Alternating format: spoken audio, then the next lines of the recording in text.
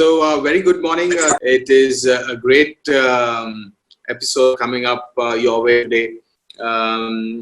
She is one of the most dynamic human beings I've come to know and to grow up with. She is currently the director at VL Media, which runs the V6 News Channel, which is a local Telugu news channel for the Telangana market, and also runs the Velugu newspaper, which is again a Telangana newspaper that is a very prominent media house in Telangana. So thank you for joining me today, Vaishnavi. Gadam, it is really great to have you. We've been meaning to do this for almost a year and a half. A really long time, yes. When social distancing wasn't a thing, yeah. And it's definitely more convenient now, I think, anyway. But it's good to have you on our show. Definitely, I'm sure all your Vamcasts have been a lot more easier now with time, with place, everything. Like, I don't think we need to take so many appointments to get a single interview done. Absolutely, absolutely. So let's just get straight. Let's start off with your journey. What did you study? Where did you study? How did the whole journey for you start? So as you know, like I did my 11th and 12th, and I was very, very clueless after that. I had no idea what to do. Unlike a lot of people who are very sure what to do with their lives, I think I was quite confused. So the right thing for my parents was to think of engineering, because definitely I wasn't going to do medicine, and I didn't choose BPC and intermediate. So and then I remember like my grandpa also was quite clear. He was like, I think you should be an engineer and you should start a company and you should do really big things. So I don't even think there was a question about not being ambitious or not doing something big in life. I think then itself it was set, a goal was set by my parents, mainly my grandpa. I remember how clear he was that all four of us, you, me, the other brother and sister as well, that we had to do something very interesting, something that we're passionate about, something that's going to help the world see things differently. You know, I remember he was more ambitious for us, I think. So that's when engineering came about. I remember trying to get into a lot of schools and then realizing that I didn't want to do it in India. And then my grandpa one day was like, hey, why don't you try BITS Pilani? And I was like, what? I don't know. And that's when my mom got a connect in BITS Dubai. And that's where I went to do my engineering. And as much as engineering right now, obviously, when I look back, it wasn't the thing for me. Definitely, I learned some of the biggest lessons of my life there. I think I became very comfortable living by myself, and I made really good friends there. They're all still my friends. And even after that, I came back. And as you know, Daddy would never let us sit idle. So I don't think there's any time in my life where I didn't work or I wasn't doing something. Like, I think even after 12th, I remember coming to Visakha for a little internship, and I don't even remember a single time when we could just be like, okay, maybe we don't know what to do and we can sit at home. So I remember coming back, I did an internship with Alpla. That's into manufacturing as well, right? Yes. So I did that there, and then I realized, okay, I'm not sure of this. And then he put me into an internship at Karvi. And I was there for a year and a half, and it was really nice, but I knew I couldn't do it long term. I knew that was not my calling. So I think all my internships taught me at least what I don't like, if not what I like. So once I was done with that, like any other rebel kid, I was like, I don't want to stay here. I want to go. I want to do my master's. And that's when I went to Babson. I did my master's in management. And it was a great experience as well. It made me very confident. I think the US style of education is like that. They make you talk in class. They need you to participate. Like, there's a grade even for participation. So I think it forces you to get out of your comfort zone. So I think before Babson, I was definitely quiet, not quiet, but like in public, I couldn't really be out there, be confident, speak, even if I had an idea. So I think that definitely Babson changed for me, because just before Babson, I remember I even joined V6 as an just for a small internship kind. And I remember never talking to anybody, being very quiet and just being very like, I don't know why I'm here kind. So then I went on to do Babson, and after that I wanted to stay in America because I'm sure you know, for the like my personality, like I want my freedom. I want to just be really free. So I thought living in the US was the best thing. So while I was looking out for jobs, my dad was like, "Hey, listen, I think you tried for a month. I think you should come back and keep trying for jobs. Even if you get one, you can leave then." So that was the deal he made with me. It wasn't that I was supposed to move back to India. And then anyway, I came here and he's like, literally, I think I landed tonight. And then he's like, "Hey, from Monday," like I think I landed on a Saturday night. And he was like, "Monday morning, I want to see you in V6." And I was like, "Hey, what?" So that's how I landed up in V6 to do like a proper job, and where I took it more seriously, unlike the last time I was there as well. So yeah, that's how V6 happened, and I love it. I never thought I was the kind of person who would be into news or be able to think about another person. I think I was also very self-centered as a child. And I think getting into V6 changed that for me, because I realized it wasn't just about me, you know. So it made me really open up and think broader, look into a lot of other things that I don't think I would have had I not joined V6. What's the whole journey from an engineer to working in a manufacturing company to going to a stockbroking company to now being in a news channel? What was the whole experience in terms of learnings, right? Definitely. So I remember in Alpla and Carvey, especially in Alpla, because it's my dad's really close friend's company. I remember also everyone looked at me like, okay, she's close to the boss, you know. So that internship also was a little different. But then I remember Bagesh uncle, he put me in the factory for a week. And I think that was interesting because no one in the factory knew who I was. So I think I got treated like the other interns. And it was really nice because I learned a lot of stuff. I didn't know any of this, even though I did engineering. Like we never did field work, you know. So that was really interesting to know what goes on. And I think what all these experiences taught me was to be able to have a conversation outside. You know, I think before that I was very naive. I could also call myself a little ignorant, you know. I wasn't interested in knowing what was going out there, even though like you work in a company that does, you know, manufacturing materials, and daddy's been in that the entire time, right? Like, but so somehow I couldn't put myself there because I was like, it's not for me, it's okay. So I think definitely these different kind of fields that I did internship in, even Carvey, I was in stockbroking, I was in the research department, I was in the learning department. So it was all these different things that really helped me understand, okay, there is a little more to life, you know. So I think for me, even though I didn't follow them through, like even now, like my husband has shown a recent interest in stocks. Like I don't even remember what I learned, but I know one, like I know that when I sit down, I know the basics, and I know that, okay, it's something that I can indulge in or not. I think that's one learning lesson I've learned in all the internships I've done. That is to know, at least learn to have some clarity. I think trying out different industries has helped me that. Have a clarity in what I want, what I don't want, and what I can do and cannot do. You know, I think that's something that I have really learned. Your whole journey in the media, right? The media channel is full of, it's a different background, a lot of people from different backgrounds in terms of mainly men-managed group is what I've come to learn.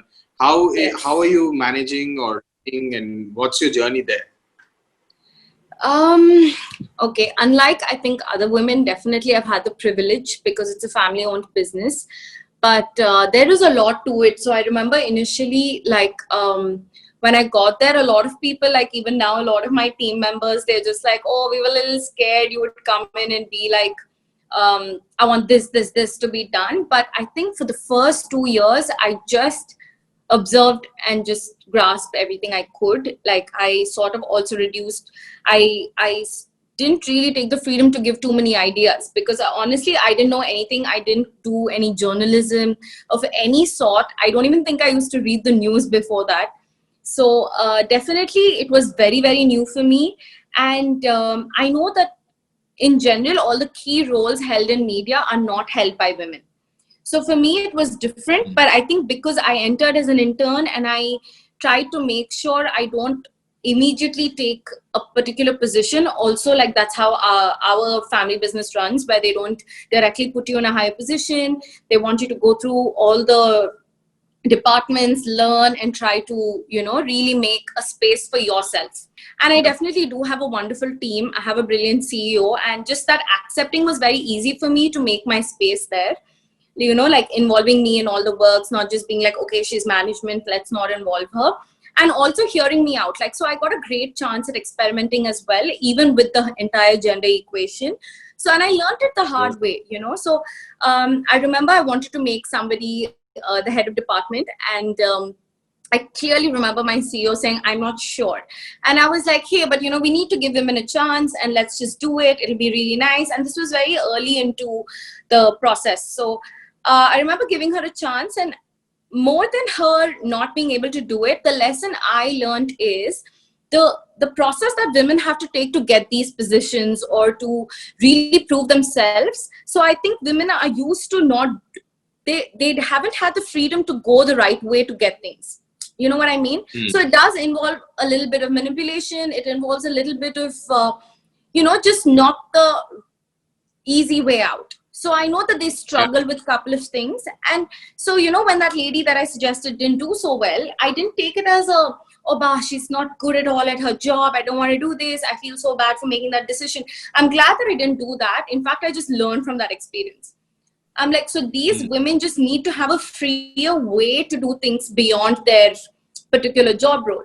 So I remember, like, even with our anchors, like, it took very long for us to be able to move an anchor from just reading news to start involving in discussions or to start involving in the larger things, because it was only handled by men earlier.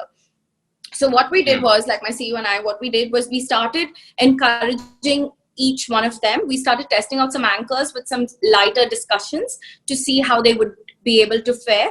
So, but that also includes them making the effort. No, if you don't have talent, it's you're anyway not going to get much ahead. But and that is gender irrespective, you know. So I think that's very important for us to learn. I think in this need to make everything gender equal, we also need to realize that there's a lot of talent involved, there's a lot of hard work involved. So I know when we tested out our X number of anchors, women anchors, only 2-3 had the capacity to do this. And there's nothing wrong, you know. So initially I would be like, oh, why are they not taking the opportunity to prove themselves? And then I realized, wait, not everybody needs to have the same goals. Not everybody needs to do the same thing or to try and prove themselves beyond a point. Maybe they're comfortable where they are, and that's okay as well, you know. Because I think I learned that the hard way as well. I'm a little ashamed to admit as well, because I used to think like, oh, why do women not dream bigger? Like, why do they want to settle as a housewife or whatever, you know? But once I started working, and I realized that I myself lived like a guest in my house. So I don't know how to run a house. I think that was my biggest learning. You know, when I realized that I would just give my mom 10 instructions and leave, and then I wanted it done by the end of the day, I realized that there's so much effort that goes into getting those things done. So being a housewife doesn't really change what you like. It doesn't mean you're doing something lesser, you know? And I think somehow the society has wired us into believing that that's not a good enough place to be, you know? Too many layers, of course. I mean, we don't even have to get into what kind of pressures and expectations the society puts on us. And how are you trying to change the dynamics of women roles, gender equality at work? Luckily, it's already been it's been much better than it is in other news channels. Like even when I joined and we would have all these meetings where we talk to a lot of women, they've always been like the kind of safety we find here at V6, we have not found in the other organizations that we worked in. That itself, I think we've crossed half the problems, you know. So it started off as easy, and now I think just the fact that we're always giving them the benefit of the doubt to prove themselves has made it easier for them to explore. So right now we have at least 50% of the anchors that work now, they do much more than just reading news, which I think is a big success in itself. Our programming department is run by a woman who's very strong. So I think all these people have really changed the way news channels have functioned before. with the newspaper also, we have a lot of women that are there in our newspaper as well. I would very comfortably say that we have a good ratio of women in the news industry, and we do all it takes as management to make them feel comfortable and to give them the opportunities when they need. In Velugu, for instance, we had an HR that was a man and then the assistant was a woman.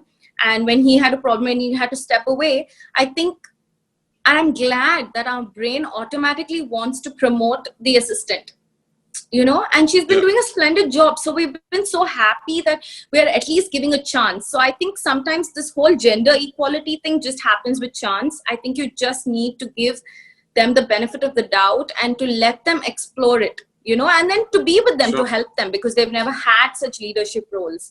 So I think it's very important for us to give them a helping hand and to correct them when they go wrong, so that they learn what it is to even be there, so it inspires other women to be in those positions. I think what you're saying is very important, which I think many can take a cue from, is also to encourage that style of thinking, motivating people, mainly women at least, to get themselves trained, get themselves upgraded to reach out to higher positions. I know if you take even the global companies, very few companies have women in the top leadership. So I think what you're trying to say, which you're right, start getting the mindset for the women also to start thinking bigger, value to themselves to get into such positions. So great.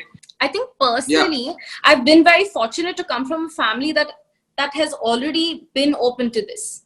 I think I've seen other people, I'm sure people of my age, the schooling background or whatever, I don't think their family functions like that. So I know a lot of women who've had to fight to have a career even, So I think that way it's been laid out very well for me by my grandfather. I think he's always been pro women working, like I know my aunt was also really encouraged by him to work in this college that he put up. Now my mom is working there. Like I know that my grandfather, my dad, they're so proactive in this area, they're not like, no, it's okay, you're a woman, you don't have to really do anything. Now I know a lot of people that say that to their girls, I know a lot of girls that feel like, yeah, it's okay, like I can just get married and be fine. And that's also okay. I'm not saying no, but I'm saying at least it shouldn't be a pressure on them not to do anything. You know what I mean? That lenience to not do anything, because you don't even know if you're good at something if you're not given the opportunity for that. So that way I'm really glad, because I think from my home is where it started for me. When I meet people now, they're just like, really? Is that what you're doing? Because I don't think they thought I was this ambitious or that I could do something. So definitely, I think that for me has changed mainly because of my family, because given a chance, maybe when I was 22, when I started off, I would have probably done nothing if I didn't have a family that let me explore or asked me to explore my talent. It's very important. I think you're not just the person involved or the woman to have big dreams or be ambitious, but even the family must help nurture that from the very beginning. I think that's very important. What you a little bit more on the personal front. What is your true passion, your underlining passion that Vaishnavi is striving to achieve? Honestly, till you asked me, like, I know we chatted about it before the interview. I think when I read that question, I was like, oh my God, I don't know what my passion is.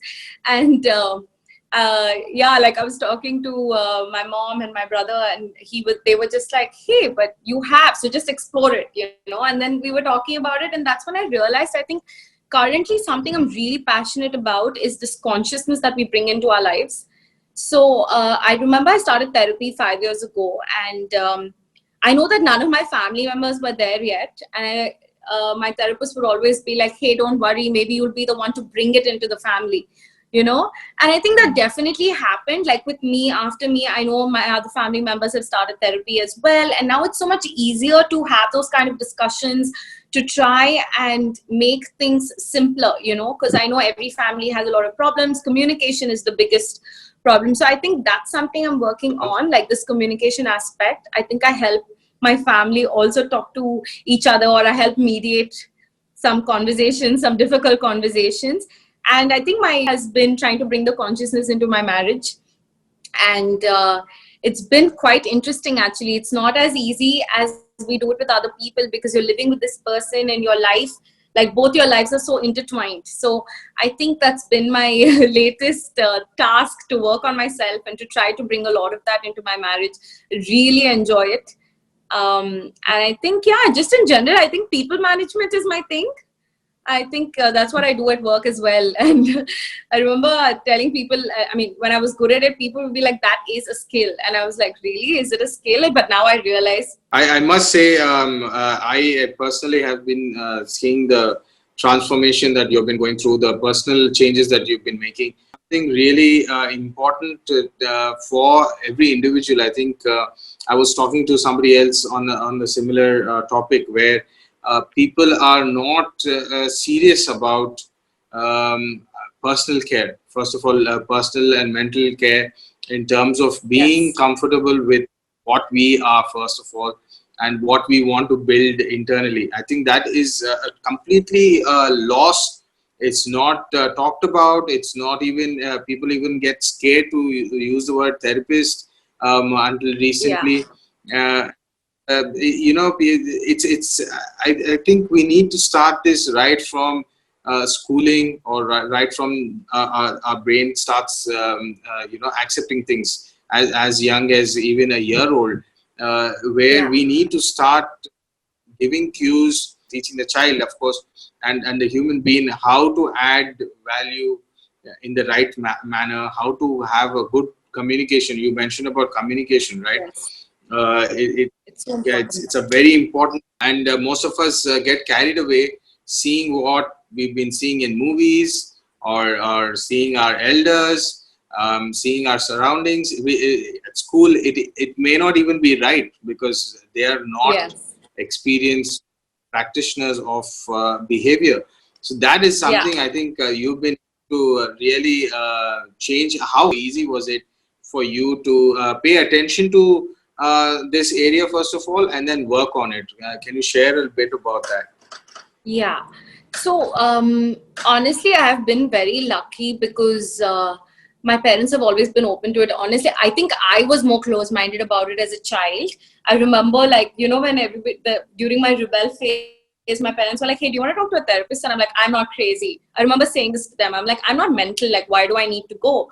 And until I realized, like, honestly, I think it happens in everyone's lives. I genuinely believe that the universe plays in such a way that everybody goes through this phase in their life. It could be at different ages, different times, that all the doors around you are shut and you have no choice but to look into yourself. Like, there is just no way that you, I mean, I really, like, it does happen to everybody, but I think that's what happened to me when I was 23. It happened to me at that. It's honestly been happening for a long time, but I think at 23, I was like, man, I'm sick of this. Like, I need to fix it. And I remember speaking to a therapist, and then she connected me to her daughter. And she's been my therapist now for 5 years, and it's been great. It was really difficult at start. Like, I remember just sitting and crying, and whenever she said, but maybe it's because you take it this way or you take it that way, I take it so personally, you know. But what taught me was that the power is in us.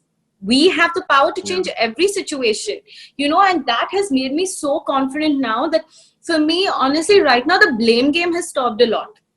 I think I genuinely know that if there is a problem, I'm going to try and solve it on my own. Or next, the communication. So either I change a little or I start communicating, and I communicate from a clearer space. Like earlier, when I was angry, I would communicate. So now I'm really trying to stop that. Like, I think thanks to this WhatsApp or whatever, this easy way of getting to people, it's so easy to text someone when you're angry, you know, like, we just don't realize it. And so I think that's really helped. And I think for when I was learning to do this thing, I think this WhatsApp delete option has really helped me, that I could just, like, even if I type something, so consciously I started making an effort not to do that. And I think I started learning that what is the point of the communicating something to someone? You want them to understand you, right?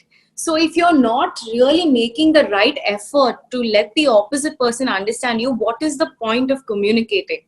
You know? So I think that's when it hit me. Like, I did a string. I'm sure, like, in these 5 years, my family has seen me even try to change that, because initially I thought I was doing the right thing. Just because I started therapy, I thought everything I was doing was right. till I realized that it's an entire process. It's been 5 years now, and I know that I still have so much learning to do. So just when I thought I aced it with my family and friends, I got married. So that was an entire new ball game altogether, and it still is. But it's really nice that me bringing this, like, I know how my husband was very rejecting of this whole situation, you know, of this communication, trying to be a little different and all that.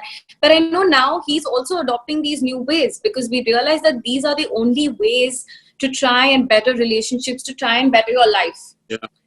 So when I started therapy, for the first few years, I was like, oh, this is just personal. Like, how am I going to fix my professional problems, you know? And that's when I realized that all of this, your personal growth shows in both areas, in your personal areas and professional areas.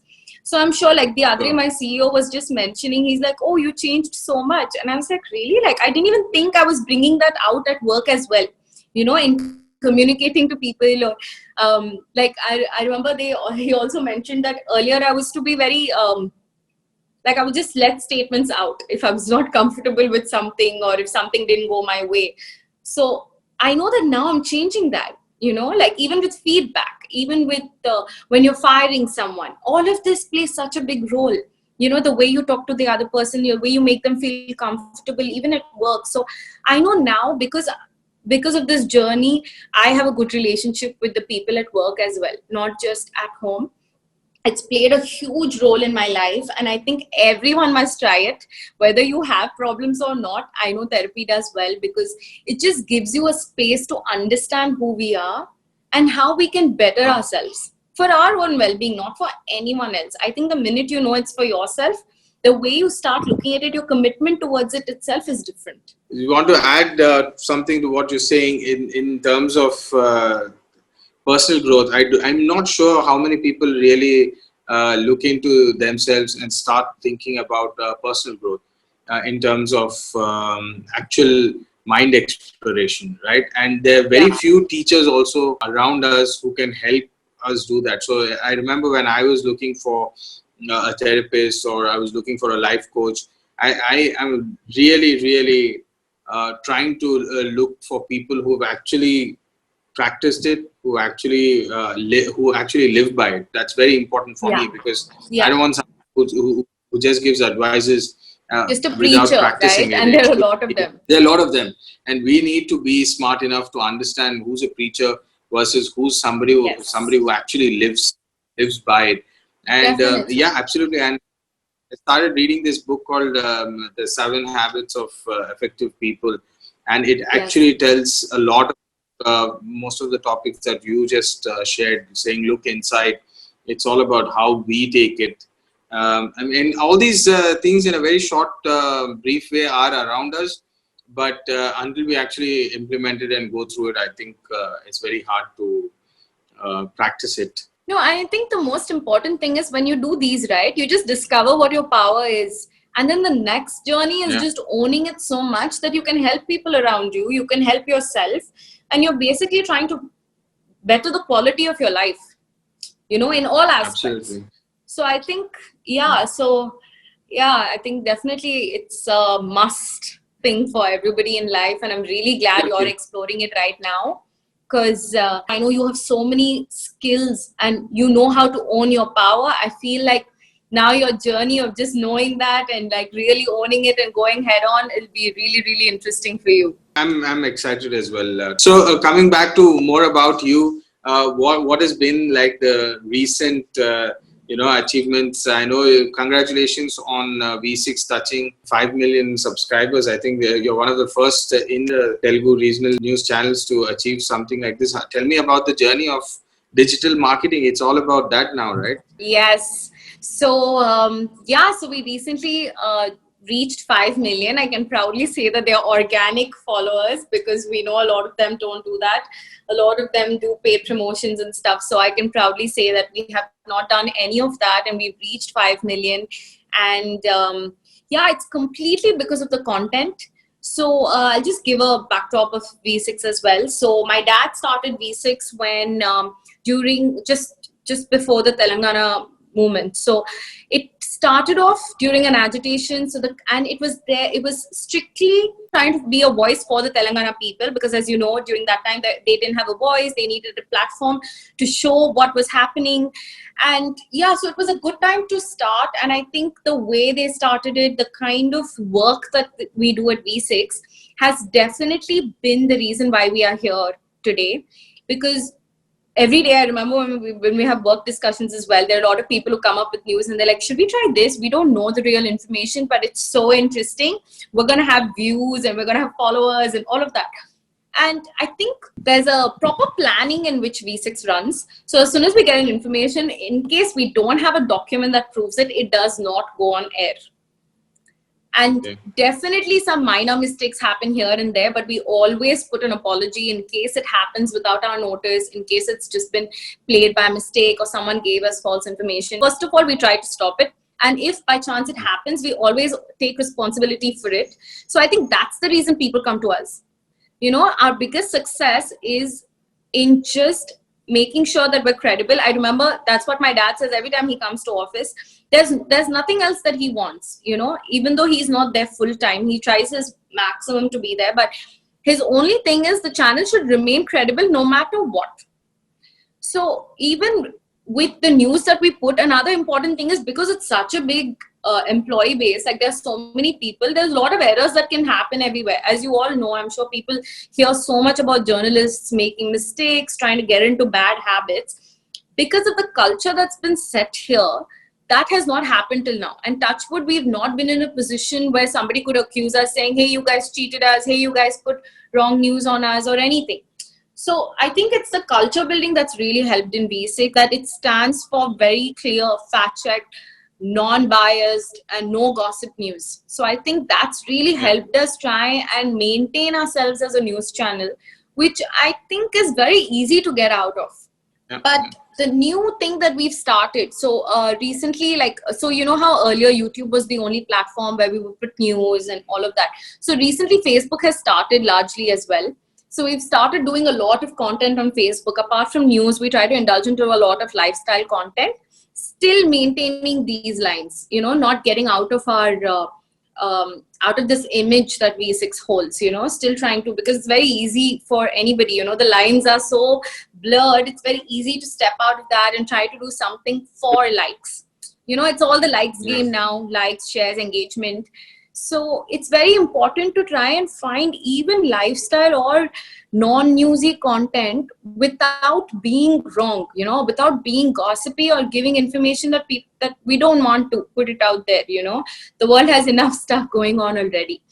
So we're actually number one in Facebook as well. So that's in fact our other really big achievement in the past few months. In fact, coronavirus has really helped us explore that area, because we weren't concentrating so much on that. But during coronavirus, people were open so much to content, and, you know, so we were trying to give the most we can, even in lifestyle. How's the whole COVID situation impacting you guys?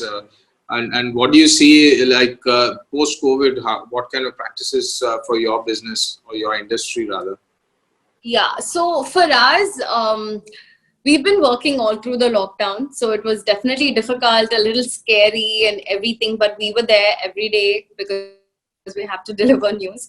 So couple of challenges we've had is, so because all the businesses were shut, we didn't have advertisements. So that was really tough to get ourselves running, you know, so that was really, really difficult for us, even though we were working so much. So it's like suddenly we had all these employees and all of us working so hard, but we didn't have the revenue stream in because of the situation. So that was our biggest challenge. And I've attended all these webinars. Like, it's obviously this is happening all over the world. So I was trying to see what people outside the country, in the country, big companies were doing. And I've realized that it called for difficult actions to be taken.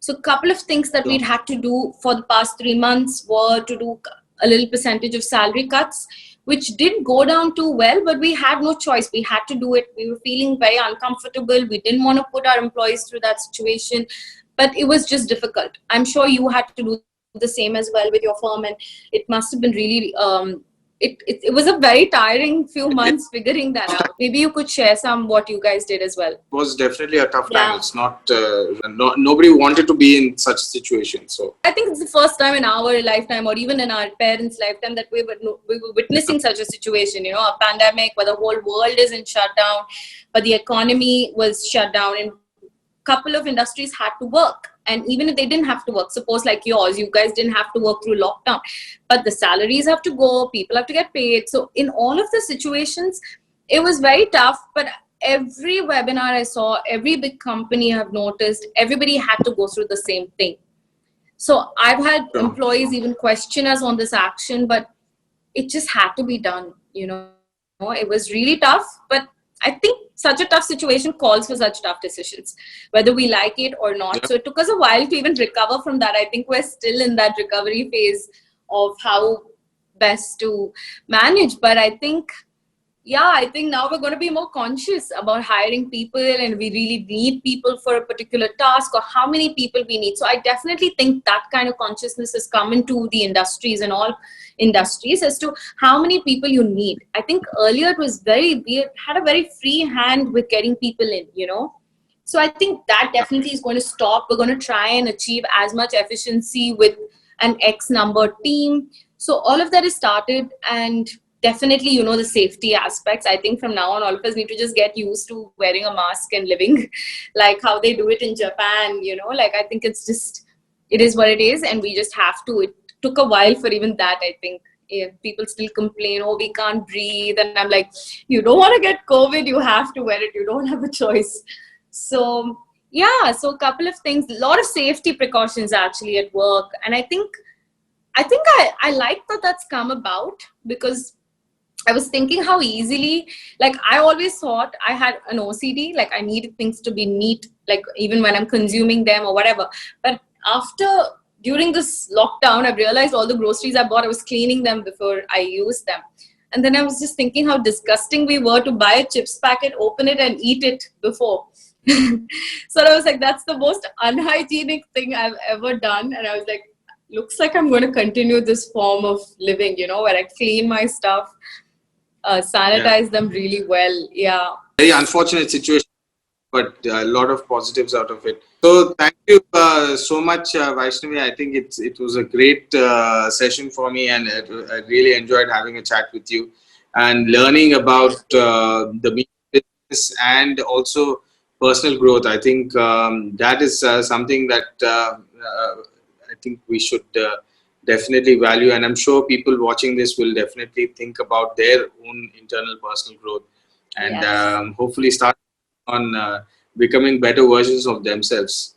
So thank you so much, Vaishnavi. Thank you so much for having me.